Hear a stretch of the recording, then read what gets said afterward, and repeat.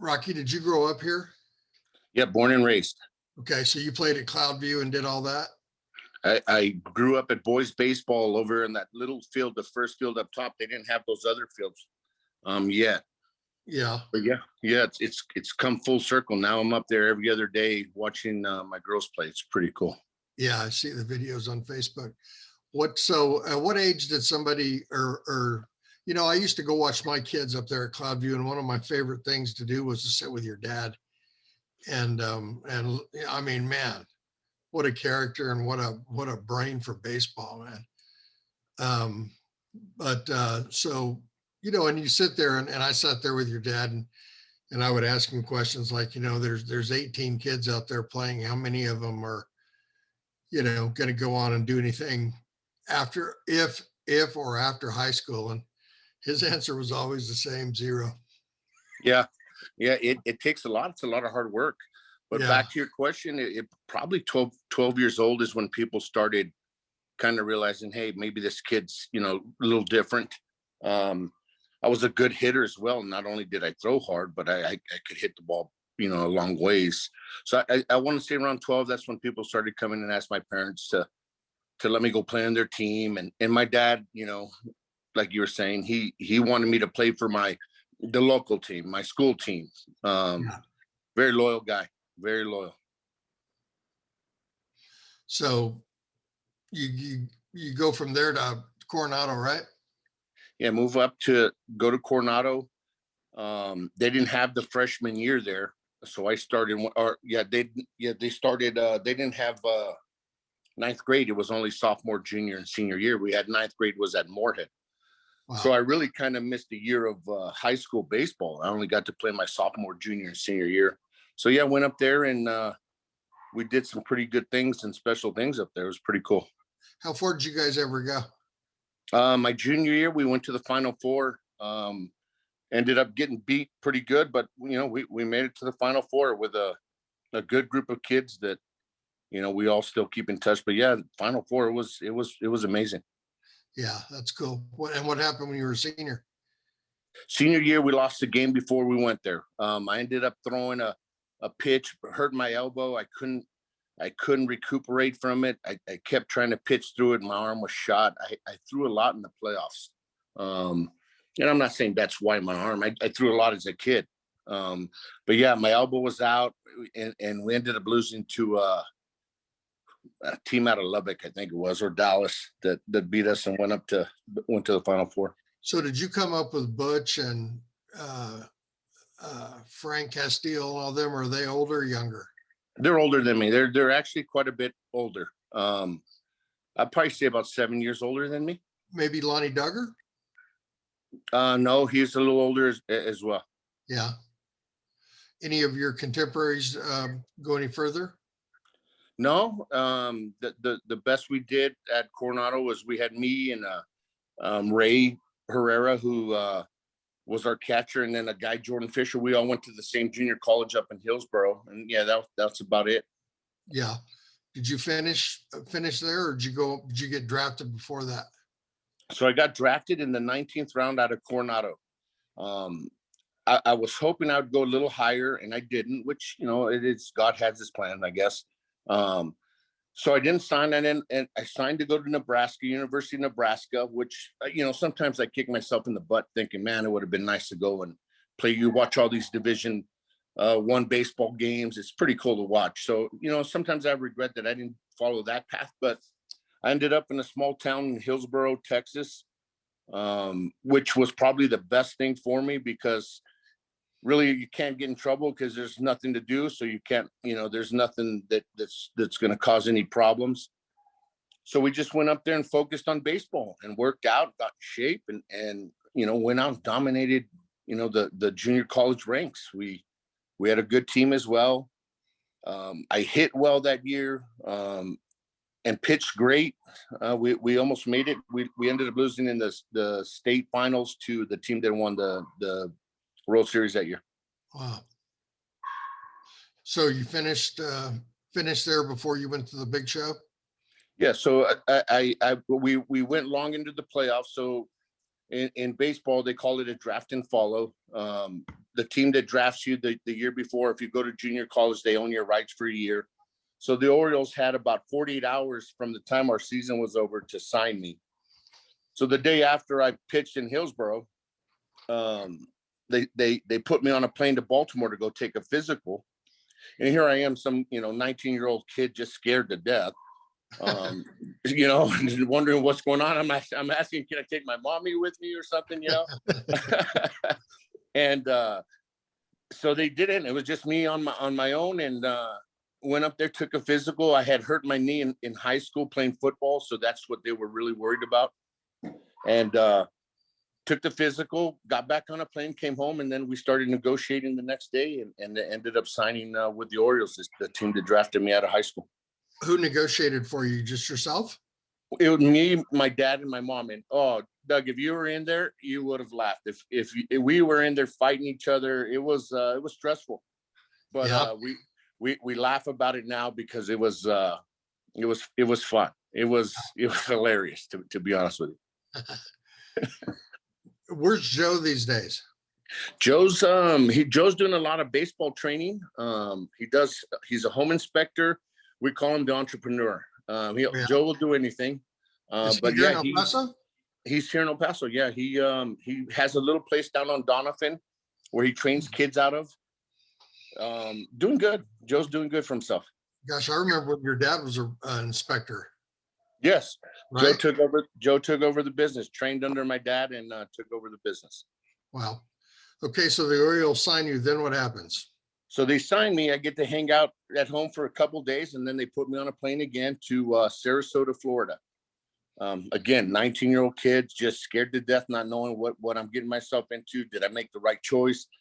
Go down to Sarasota, Florida for mini spring training, I guess they called it. Went with all the draft class guys. So I was the first one down there, and then as they started signing guys, everybody would start showing up.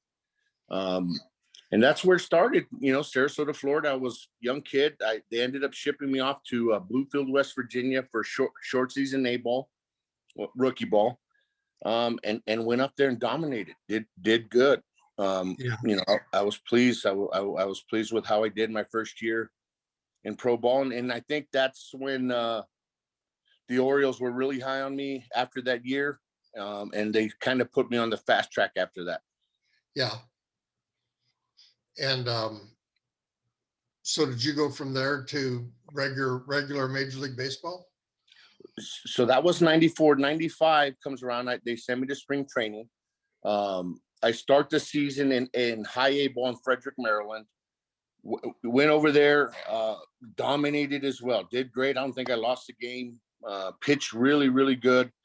They kept me down there about 2 months, and then I got promoted to Double-A to Bowie, Maryland. This is 95. Do all right in Double-A. Double-A, I struggled the most out of all three levels. I get called up July 4th because the pitcher in Rochester in Triple-A is hurt, so they need a guy to fill in. So they send me up there to Scranton, Pennsylvania, to make my first Triple-A start. Go up there, throw 7 shutout innings. Wow. Put me back on a plane and sent me back to Double-A. And then a couple months later, I went back up to Triple-A and almost got called up that year. I pitched really good. I was player of the year. I was their number 1 prospect. So yeah, it was a great year. 95 was fun. Yeah. And then 96 is when you jump up? Yeah, 96, I started in Triple-A. They almost kept me in I went to big league camp. I wasn't on the 40-man roster yet. So they invited me to big league camp, which was, here I am, 21 years old now, scared to death. In the same clubhouse with Cal Ripken and Rafael Palmeiro, Roberto Alomar. Just our team was loaded with stars, Hall of Famers. Yeah. And go in there scared, really didn't say much in spring training. I just was, nervous kid. I did all right. I didn't do exceptional, but I did all right. And then they sent me back to Triple-A to start the season. Did really good.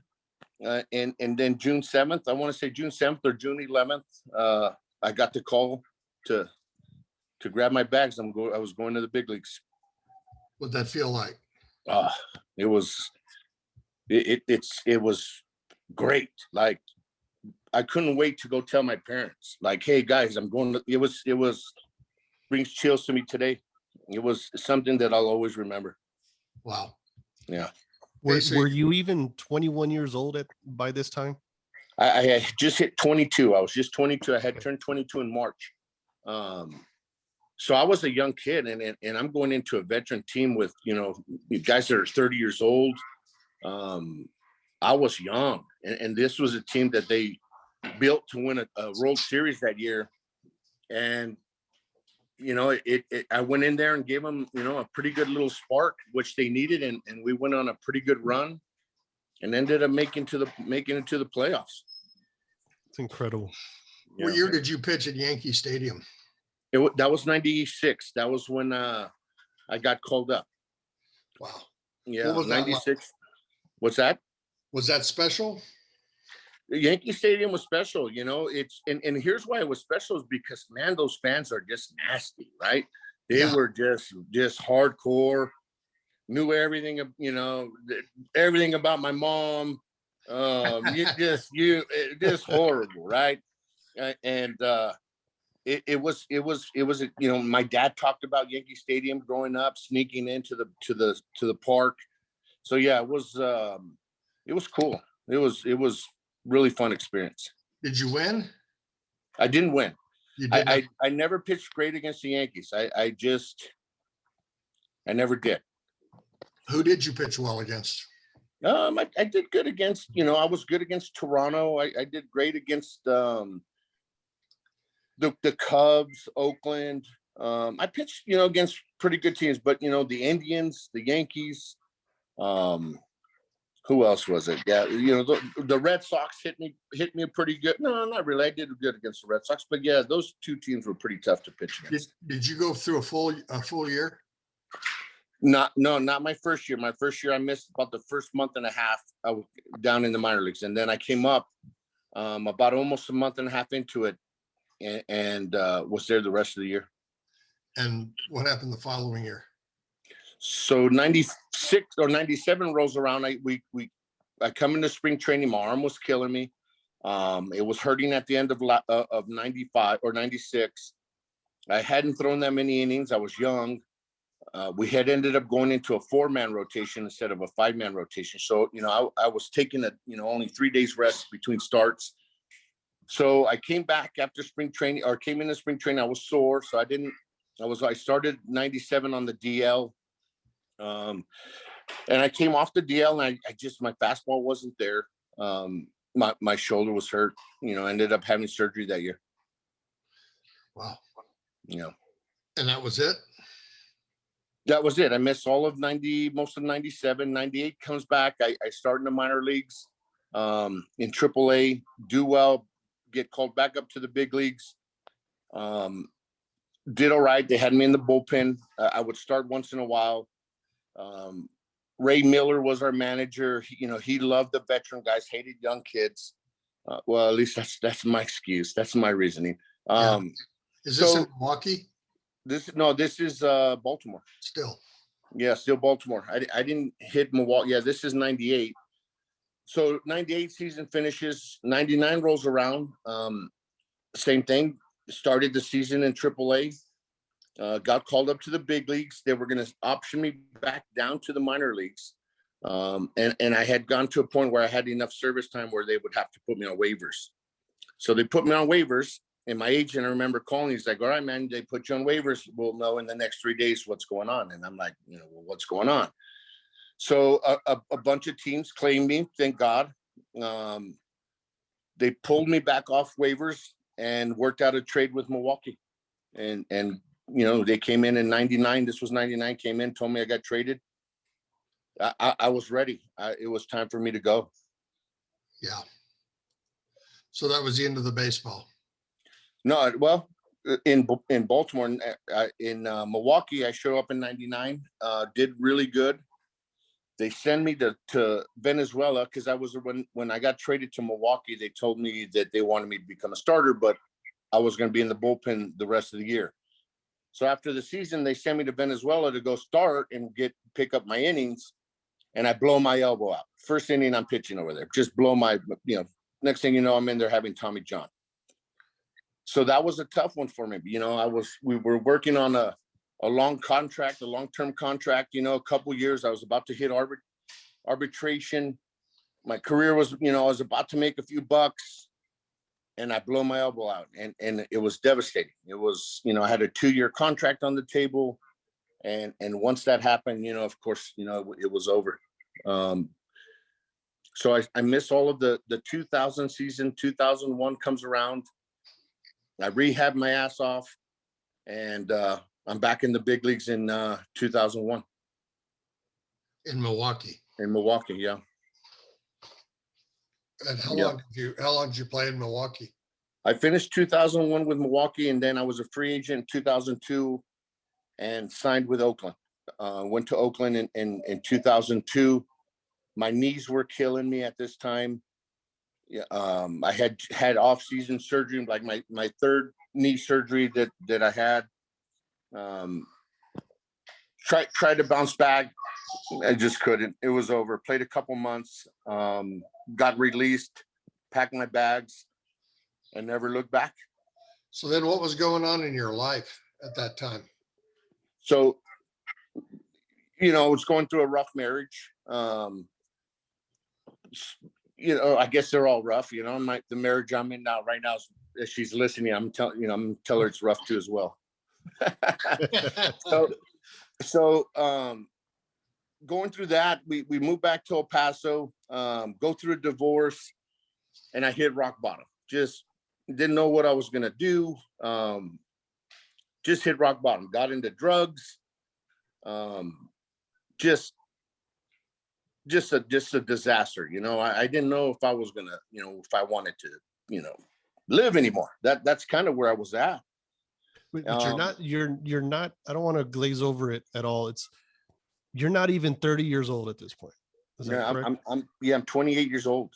20 years old, 28 years old. And the leading into this, not even sure at what point you got married, but you're a successful person in the major leagues, and it's work. It's not all fun and games. You're getting bounced around. You're having to fight for your role in this league, and having to balance that professional career with a home life. And at this point, were there any kids involved? I gotta ask. Had 2 kids. Yeah, So I you had have 2 kids. So you have 2 kids, a wife, and you're gone a lot, and you're coming back from injury or trying to sustain a professional career. And I mean, some of us can't even go to a 9-to-5, here in town and maintain a great marriage, right? So I think that's lost on a lot of people when they envy somebody who can make it to that level, and they have it easy, or, oh my gosh, they're so lucky they made it, right? Yeah. But it's not what it's, as you're explaining, it's not what what it appears to be on the face. It takes work. You're a professional.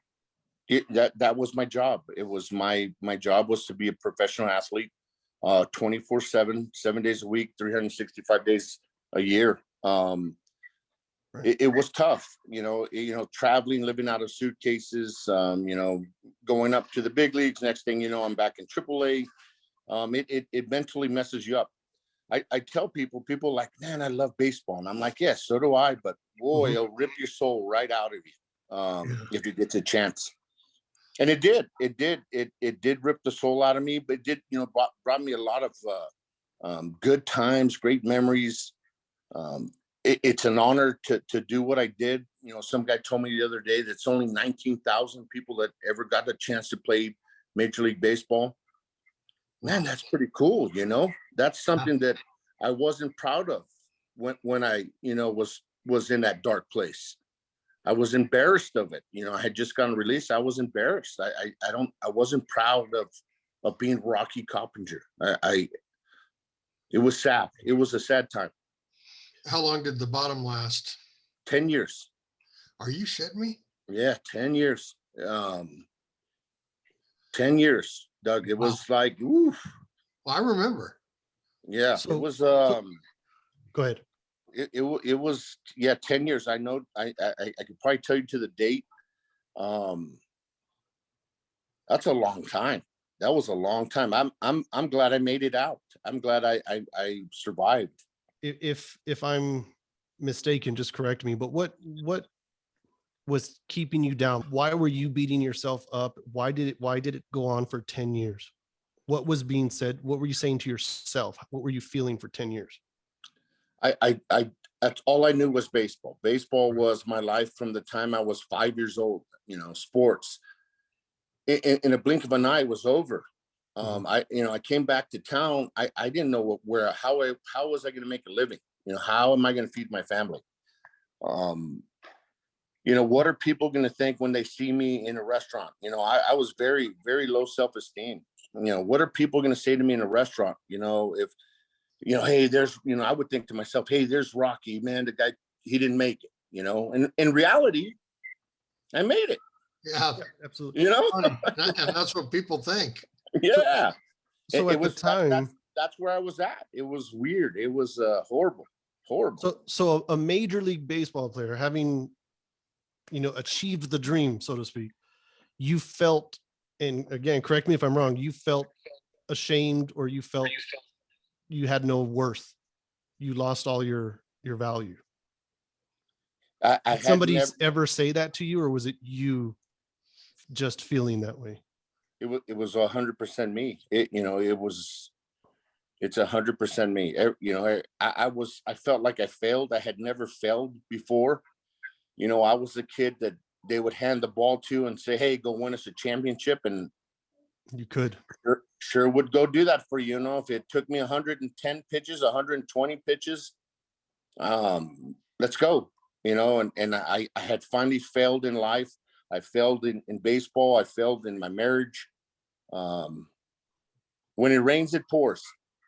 And Yeah. it was pouring. It was pouring.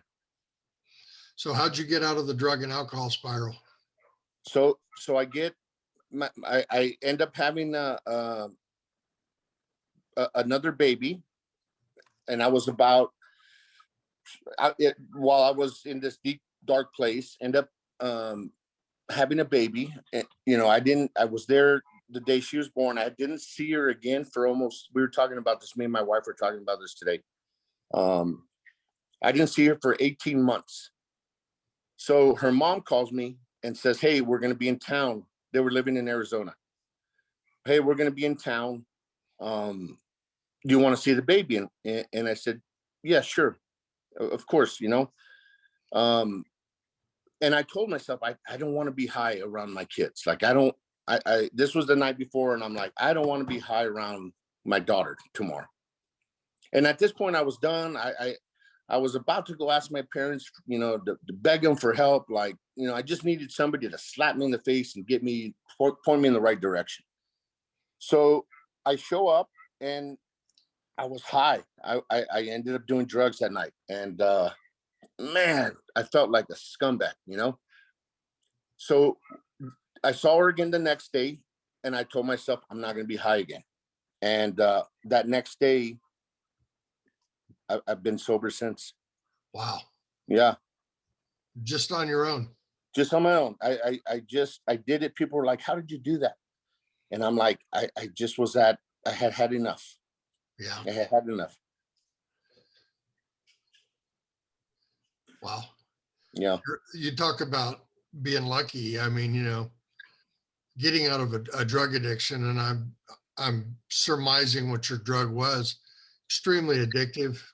Yeah. I look at it today, and the drugs that are going around today, and the fentanyl, and people, I mean, it could be the last thing you do. You don't know. And there was times I was doing them thinking this might be it. I had blown all my money. But weren't you secretly hoping it was it? Do you think psychologically? What was it? I mean, were you trying to subconsciously do yourself in? Yeah. I there was times I was like, I'm ready. Like, this world would be better without me. I would really think that. And at that point, it probably would have been. I had robbed my parents blind.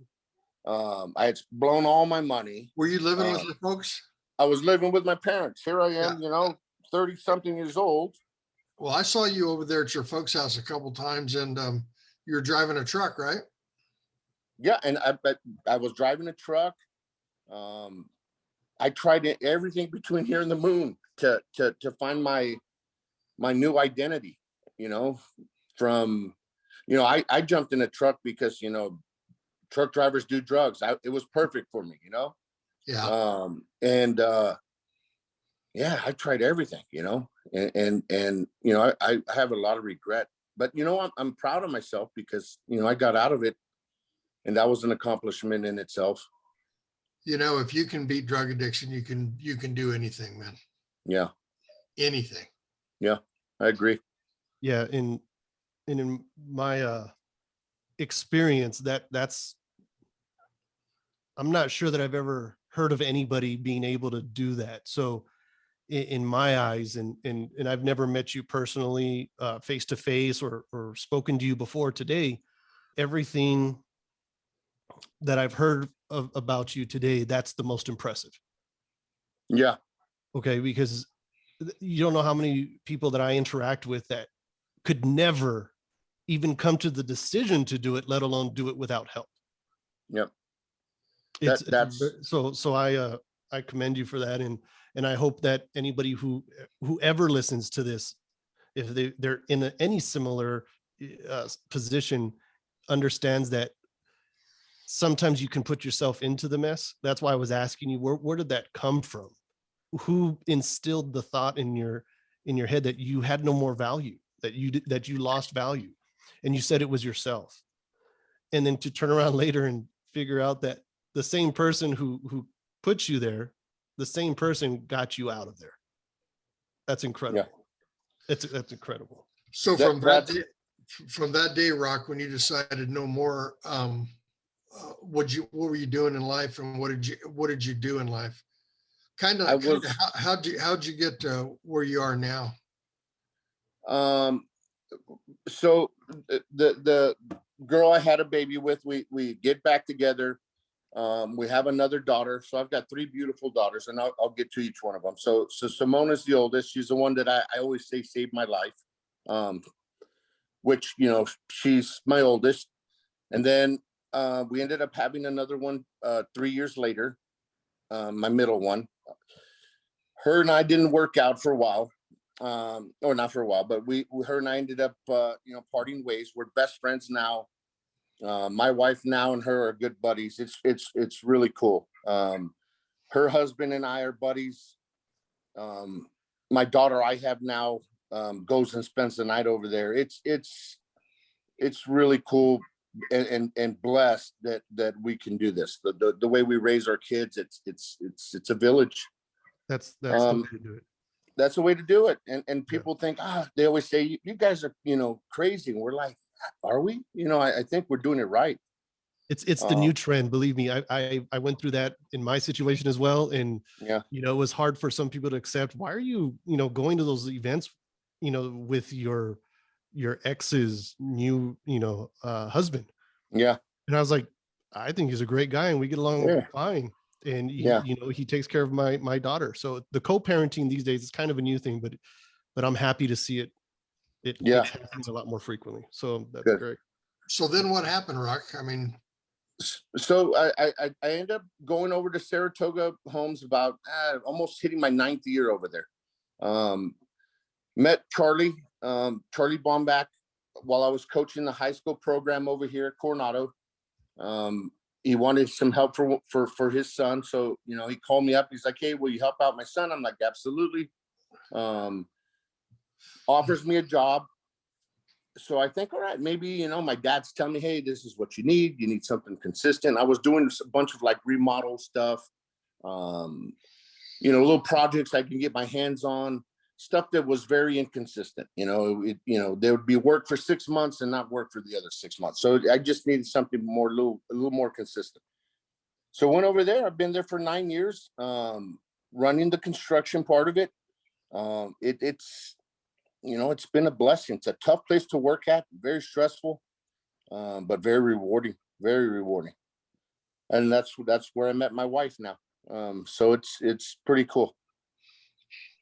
So I see you on Facebook and everything doing the baseball thing with the girls. Yeah, What's that it's like? it's my new favorite thing. So I'm a softball dad. Yeah. I always make fun of it that, I have 3 daughters and I always tell people, that's just my punishment.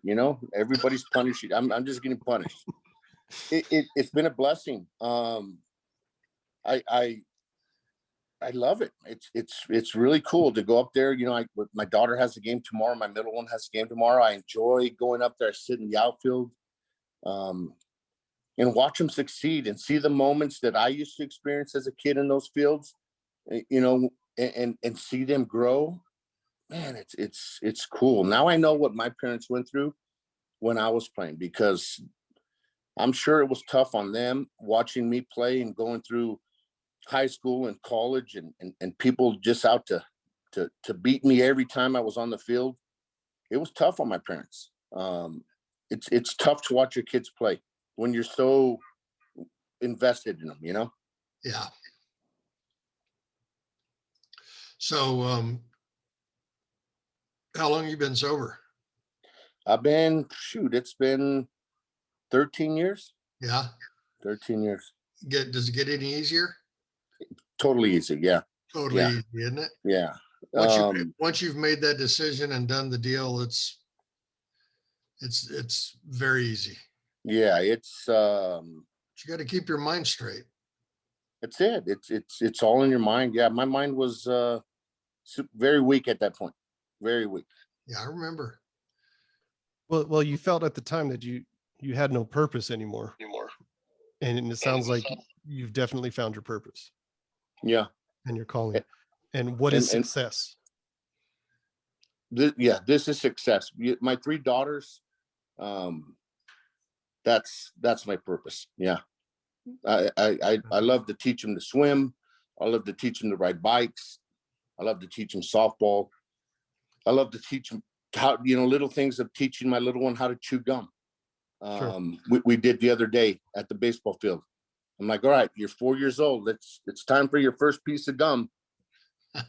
Don't burn. I kept telling her, don't burn me and swallow this. Your mom will kill me. And she didn't burn me. She did great. Yeah. Good for you. A lot of us, spend a lot of time chasing dreams, wanting to achieve more than we have.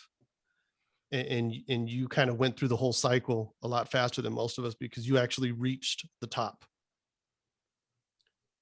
Is it fair to say that maybe others should stop worrying about achieving those impossible dreams and focus on the true, as you said, the success and what we have in front of us sometimes?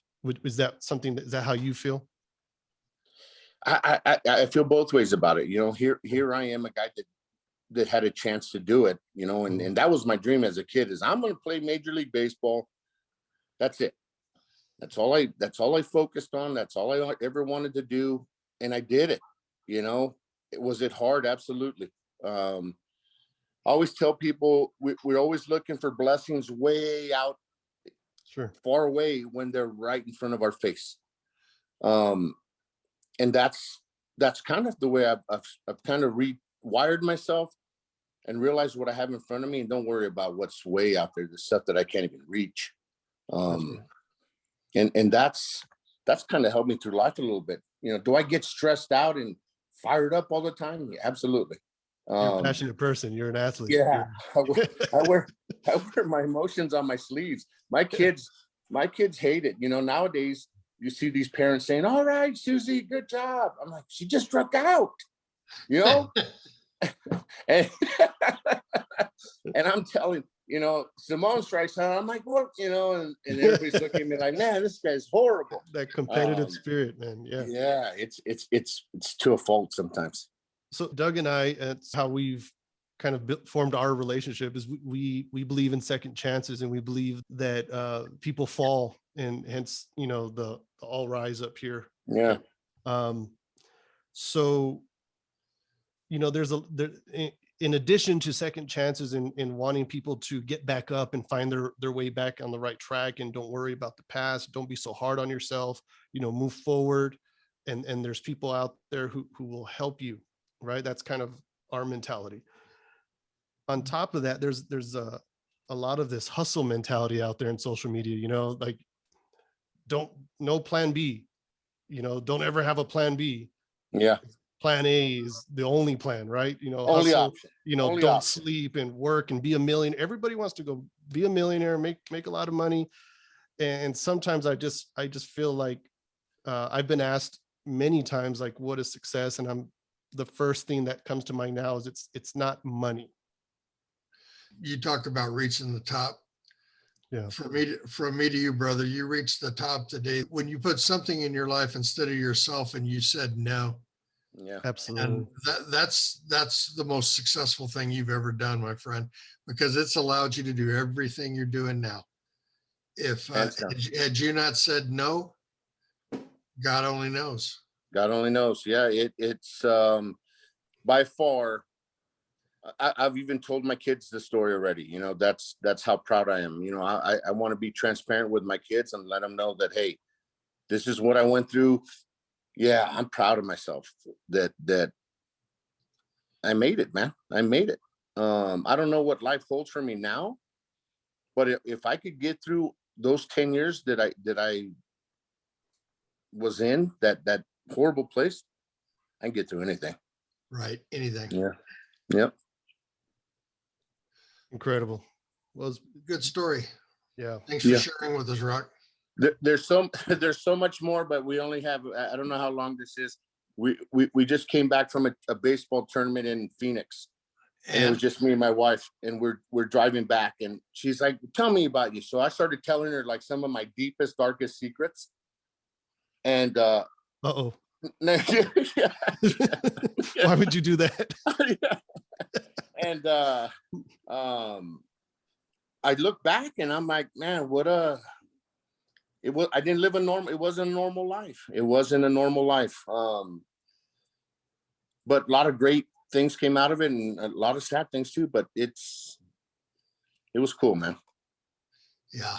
But there's definitely a lot more to talk about in bits and pieces of the story. And maybe we got to do this again and kind of focus on some of the other things, like what it took to actually get there. What kind of mentality did you have to have at such an early age to even make it there?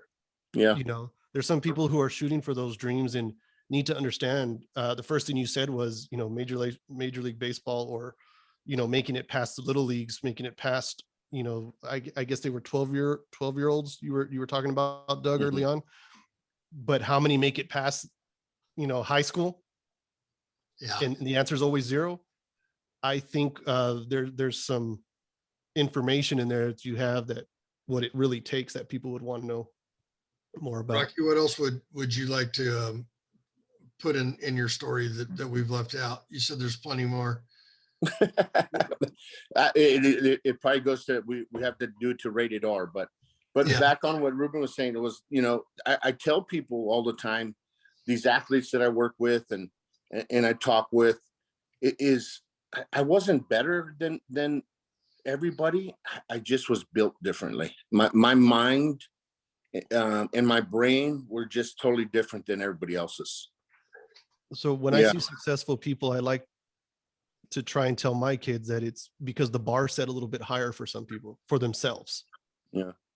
So maybe if you didn't pitch a perfect game, that was failure to you. Yeah. Especially early on. Rocky, what's your claim to fame? Well, everybody, not my claim to fame, but everybody else. It's like my dad. They'll be like, hey, John, you're Rocky's father. And he's like, yeah, oh, how's he doing? Good. And his biggest thing is I gave up Mark McGwire's last home run, his last career home run. Tells everybody that.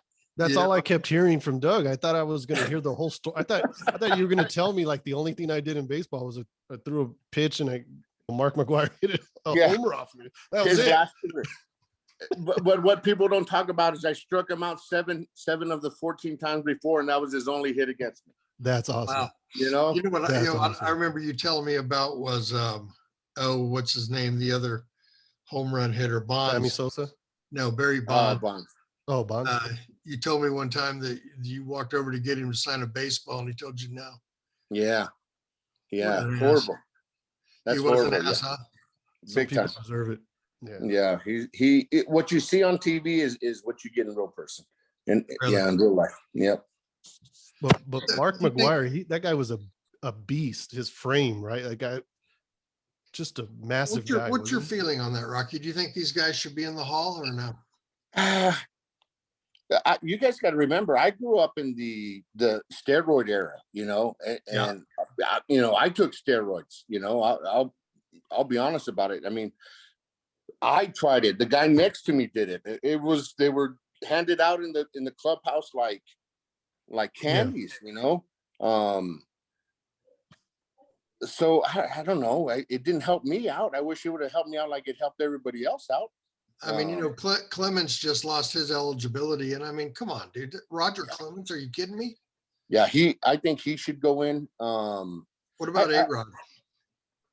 I think they all should. They were the best of their era. I think they should all be in. I'm all right with it. Yeah, and Pete Rose. And Pete Rose too. I think Pete Rose was one of the hardest playing baseball players alive Ever. Yeah, hands down.